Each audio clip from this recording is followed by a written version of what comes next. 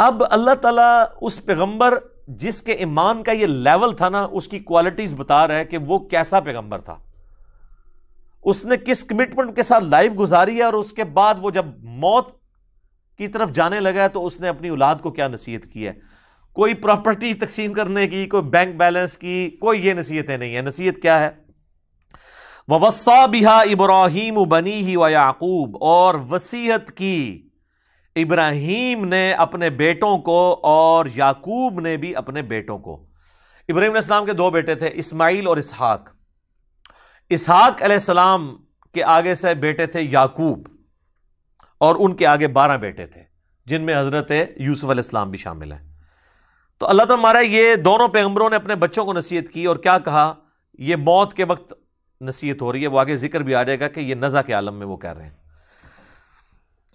یا بنی، اے میرے بچوں، ان اللہ اصطفیٰ لکم الدین، بے شک اللہ تعالیٰ نے چن لیا ہے تمہیں دین کے لیے، فلا تموتن الا وانتم مسلمون، دیکھنا تمہیں موت نہ آئے مگر اس حال میں کہ تم مسلم مرنا۔ اب آپ لاکھ کہتے رہے کہ اللہ میں تو بریلوی مرنا ہے۔ میں بھی خیر 2002 میں جب عمرے پہ گیا تو میں نے غلاف کعبہ پکڑ کے دعا کی تھی، اللہ منو بریلوی ماری، حالانکہ یہ دعا کرنی چاہیے تھی۔ تو دعائیں قبول نہ ہو تو پریشان نہ ہوا کریں، اس میں خیر ہی ہوتی ہے۔ حالانکہ ایک بریلوی ہے، دیوبندی ہے، اہل حدیث ہے، شیعہ ہے، سب کو یہ دعا کرنی چاہیے کہ اللہ مجھے موت نہ دینا مگر اس حال کے اندر کہ میں مسلم مروں۔ ہائے ہائے ہائے ہائے۔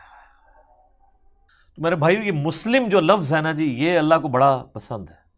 ہوا سماکم المسلمین، اس نے تمہارا نام مسلم رکھا ہے۔ اللہ اکبر، اللہ اکبر۔ ام کنتم شہداء اذ حضر یعقوب الموت، کیا تم اس وقت موجود تھے جب یعقوب علیہ السلام پر موت آ پہنچی؟ یہ یہودیوں کو بیسیکلی ٹونٹ کیا جا رہا ہے، کیونکہ یہودی کہتے تھے نا یہودی ہو جاؤ تو کامیاب ہو جائیں گے۔ تو اللہ تعالیٰ فرما رہا ہے کہ تم حضرت یعقوب کا بیٹا تھا نا یہودا، جس کی وجہ سے یہودی نسبت ہے، تو تم حضرت یعقوب کے ماننے والے ہو۔ حضرت یعقوب کا یہ لقب ہے اسرائیل، ان کا نام ہے اسرائیل۔ اسرائیل کا مطلب ہے اللہ کا بندہ۔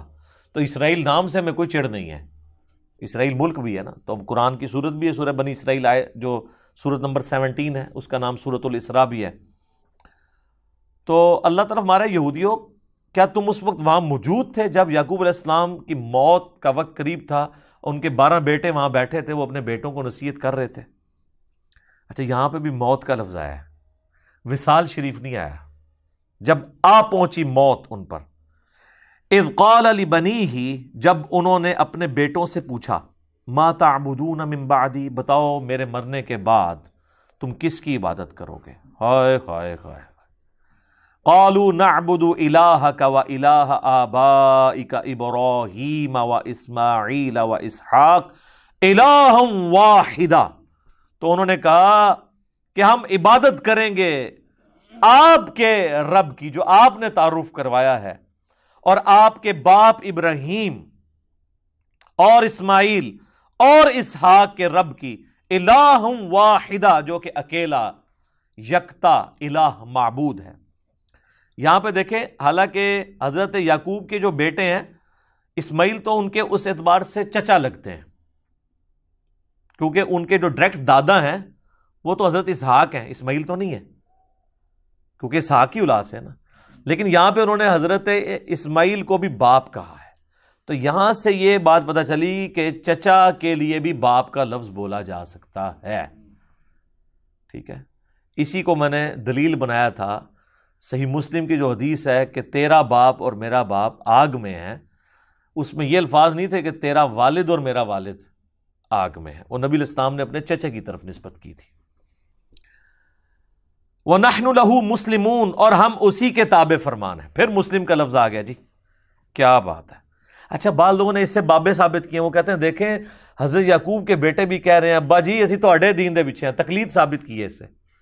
او ظالموں، ان کا باپ جو ہے وہ امام نہیں ہے، وہ پیغمبر ہے۔ تو ہم بھی تو یہ کہتے ہیں کہ تم بھی اپنے باپوں کو چھوڑ کے محمد رسول اللہ کی اتباع کرو۔ اس سے تقلید ثابت کی ہوئی ہے. تقلید کی یہ دلیل میں یہ آیت لے کے آتے ہیں کہ آپ ہمیں جناب بڑا تانا دیتے ہو کہ ہم اپنے آباء و اجداد کے دین کے اوپر ہیں. وہ ہم کیا کہتے ہیں؟ قرآن تو جگہ جگہ یہی کہتا ہے کہ جب کبھی بھی انبیاء نے دعوت پیش کی تو انہوں نے کہا کہ بل وجدنا علیہ آباءنا، ہم تو اس کی پیروی کریں گے جو ہمارے آباء و اجداد پہ نازل ہوا. تو اللہ فرماتا ہے تمہارے آباء و اجداد اگر گمراہ تھے تو گمراہوں کی پیروی کرو گے. تو یہاں پہ کہتے ہیں یہاں سے تقلید ثابت ہوئی. انہوں نے سیدھا سیدھا کہا کہ ہم اپنے باپ اور اپنے دادے اور اپنے چچا ان کے دین کے اوپر ہیں. تو سر یہ ان کا جو باپ ہے وہ بھی پیغمبر ہے، ان کا جو باپ ہے وہ بھی پیغمبر ہے، ان کا جو باپ ہے وہ بھی پیغمبر ہے، تو چچا بھی پیغمبر ہے. صحیح بخاری میں حدیث ہے، نبی علیہ السلام نے کہا کیا بات ہے، کریم ابن کریم ابن کریم ابن کریم، یوسف بن یعقوب بن اسحاق بن ابراہیم.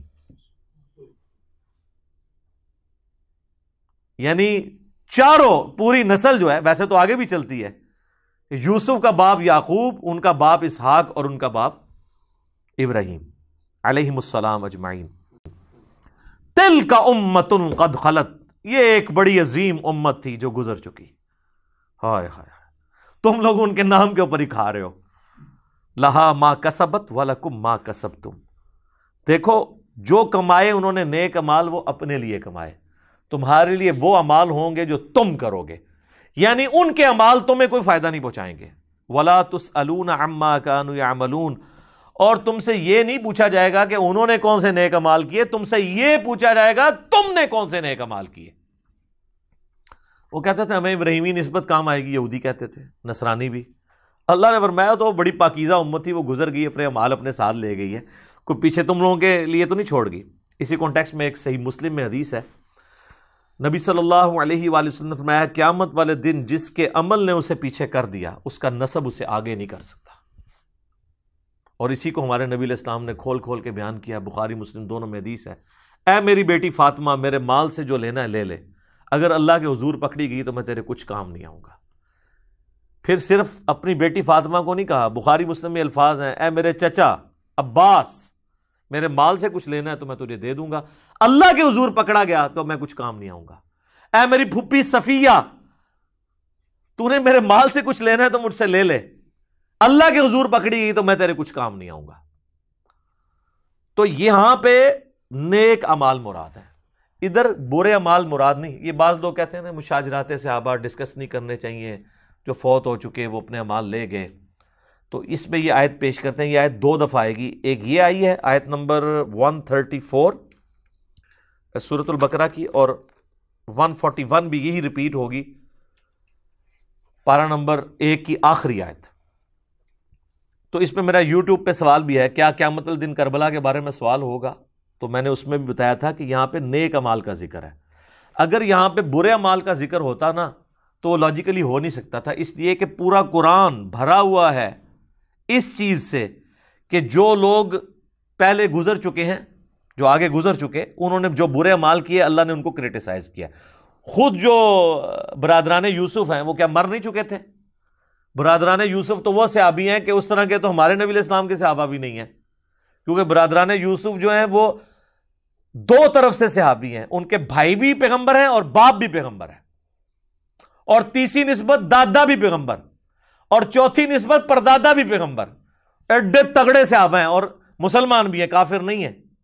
اللہ نے ان کی غلطیاں بیان کی ہیں. تو قرآن مرے ہوئوں کی غلطیاں بیان کرتا ہے، غلطی بیان کرنا اور چیز ہے. یہاں پہ بیان ہو رہا ہے کہ ان کے اچھے اعمال وہ ان کے ساتھ ہیں، تمہیں ان کے اچھے اعمال کا فائدہ نہیں ہونا، ان کے اچھے اعمال کا فائدہ انہیں. اگر یہاں برے اعمال کا ذکر ہوتا تو عربی کا قاعدہ یہ ہے کہ یہاں پہ آتا تلک امۃ قد خلت علیہا ما کسبت، انہی پر وبال ہوگا ان کے برے اعمال کا. یہاں پہ الفاظ ہے لہا ما کسبت وَلَكُمْ مَا كَسَبْتُمْ، یہاں پہ لفظ ہوتا ہے وَعَلَيْكُمْ مَا كَسَبْتُمْ، اور تمہارے کا وبال تم پر ہوگا. تو یہ عربی لنگوسٹک کے اعتبار سے بھی سپورٹیو نہیں ہے چیز.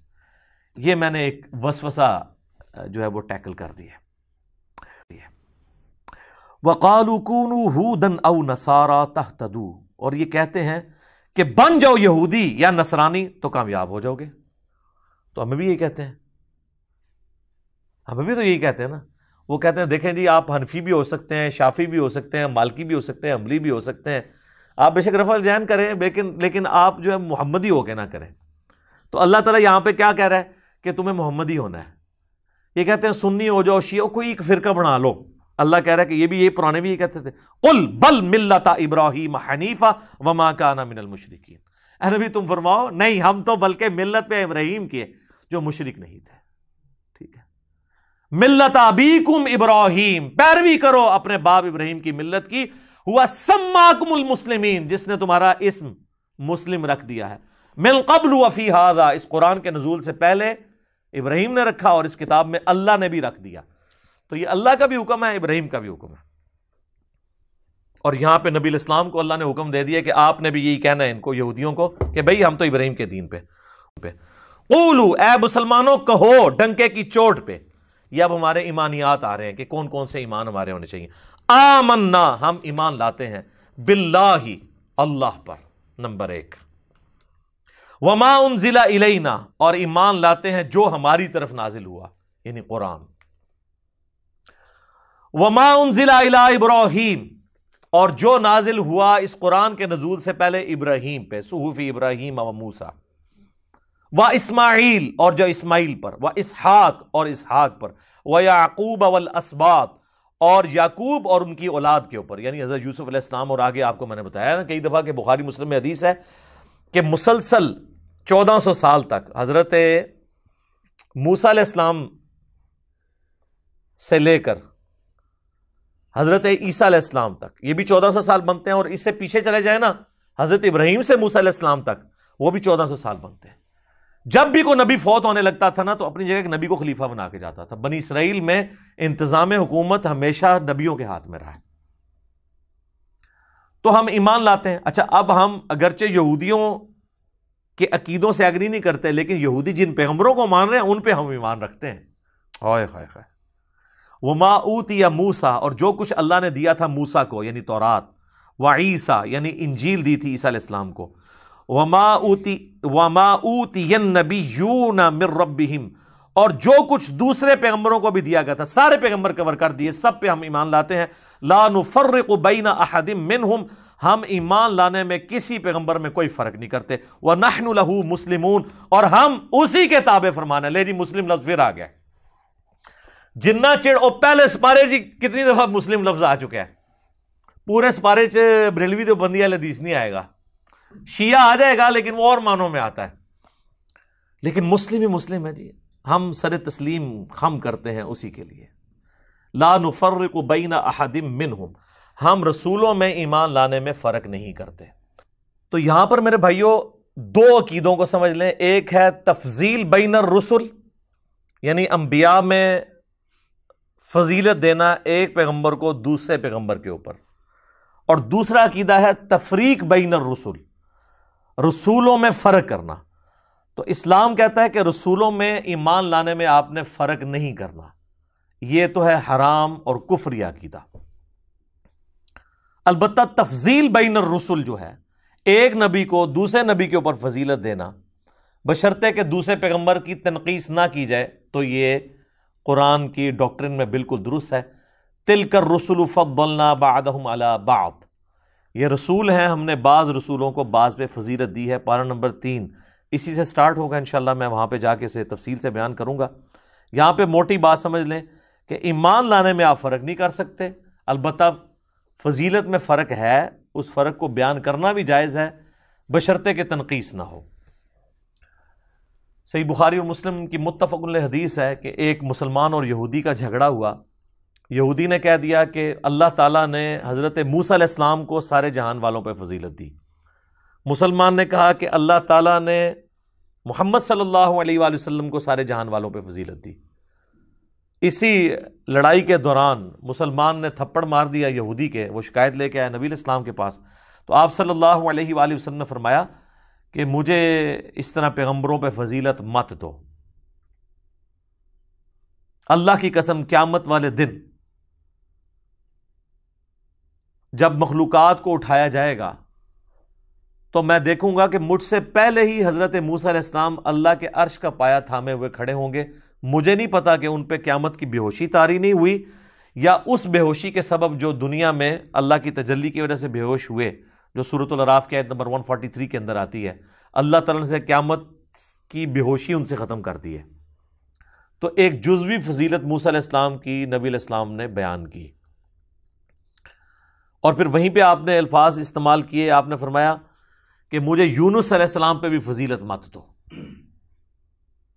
حالانکہ یونس علیہ السلام وہ واحد پیغمبر ہیں جن پہ اللہ تعالیٰ نے ان کی لغزش کے سبب عطاب کیا، یہاں تک کہ سورہ الصافات میں آیا کہ اگر یونس علیہ السلام ہم سے دعا نہ کرتے تو وہ پھر اسی دن مچھلی کے پیٹ سے نکالے جاتے جس دن کے مردے قبروں سے نکالے جائیں گے۔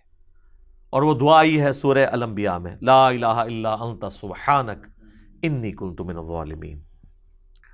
تو اس سے یہ بات پتہ چلی کہ جزوی فضیلت تو ایک پیغمبر کی دوسرے پہ ہو سکتی ہے، البتہ یہ ٹھیک ہے کہ کلی فضیلت ہمارے محبوب صلی اللہ علیہ وآلہ وسلم کی ہے، اور اس کے بعد حضرت ابراہیم علیہ السلام، پھر نوح علیہ السلام، پھر موسیٰ علیہ السلام اور عیسیٰ علیہ السلام، یہ 5 اولو العزم پیغمبر ہیں جن کو اللہ تبارک و تعالیٰ نے باقی انبیاء سے بڑھ کر فضیلت دی ہے۔ تفریق بہرحال نہیں ہے، اور پچھلے دنوں میرا ایک کلپ بھی اپلوڈ ہوا ہے یوٹیوب پہ قرآن کلاس سے ہی، سورۃ البقرہ کی آیت نمبر 62 کے کانٹیکسٹ میں، کیا یہودی اور عیسائی بھی جنت میں جائیں گے؟ تو اس میں نے کئی اور چیزیں بھی بیان کی ہیں، سورہ نساء کے حوالے سے بھی، آیت نمبر 148، 149 اور 50 کے کانٹیکسٹ میں، کہ جو لوگ اللہ اور رسولوں میں فرق کر دیں یا رسولوں میں آپس میں فرق کر دیں کہ ایک پہ ایمان لے کے آئیں دوسرے پہ نہ لائیں، تو اللہ تعالیٰ نے فرمایا وہ پکے کافر ہیں۔ پار نمبر 6 کے سٹارٹ ہی میں سورہ نساء کی آیت نمبر 150، 151، 152 تک یہ پوری کانٹیکسٹ چلتا ہے، تو آج میں اس کو سکپ کرتا ہوں ٹائم بچانے کے لیے۔